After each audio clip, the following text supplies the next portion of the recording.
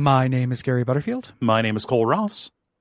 And you're listening to Real Lich Hours, the Baldur's Gate 3 podcast with art by Jaden Dale and music by Gwen Static. Yeah, in this episode, we start Act 2 and explore one possible fate for the last Light Inn. Explain the mechanics of the Shadow Curse in combat and tactics. Cast light on shadows in the Fiend Folio. Harp on about Harpers in Legends and Lore. Talk about my liege, His Majesty and Fine Familiar. Finally, read one of your letters in the forum. Welcome to Act 2. Mm-hmm. The format's going to be weird. So here's what happened to Gary sitting down to making these notes for listeners. I talked to you about this a bunch, Cole. You did. I did not expect that the Dark Urge and Absolute Friendly path would be as night and day as it is in Act 2. Yeah. In Act 1, we overlapped with just about everything. Except for the goblin, except for basically what you did at the end, right? I did a bunch of shit in the goblin camp, right? Well, even then, right? Yeah, like I went and I could talk to the goblins more than you could. You could talk to the druids more than I could. Yes. We still went to both. Yep. And it's also, in that scenario, I had done the other thing previous. So it's really easy for me just to be like, okay, like, here's how I did it. Here's how I did it last game. Yes. But this is all new. For me, I haven't done Act 2 as an evil character. So we're doing this as kind of an A and B side for this first little strut. And it's going to be a little awkward.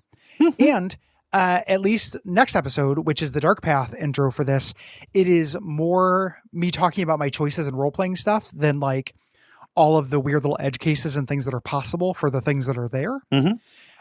Because I was just following my nose because it's new, scenario.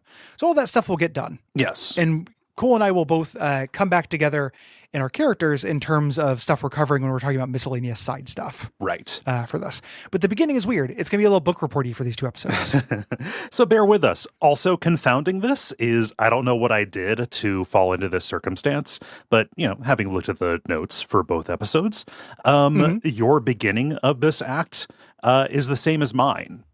I basically elided that whole part so we could talk about it in yours because I don't know how I got on the evil path for it.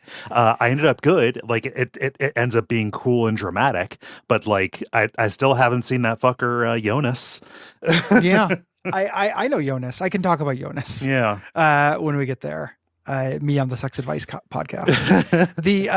So it's gonna be a little awkward. I think it's just what entrance you go in through. Maybe. Yeah, that's possible. Maybe. And in the beginning, when Halson is talking about getting into the Shadow Curse lands, he talks about, the Underdark might set us up for more success, but it'll be more dangerous to get through, or we can go overland. And I think that's what that's referring to kind of obliquely. Yeah. Is you start out closer to the Last Light, closer to the good stronghold in the Shadow Curse lands if you go in through the Underdark. Okay. That makes sense because I've never gone through the Underdark entrance because I don't want to miss any content. And if I am told, here's one entrance that starts you further away, I think, cool, there'll be stuff that I see on the way.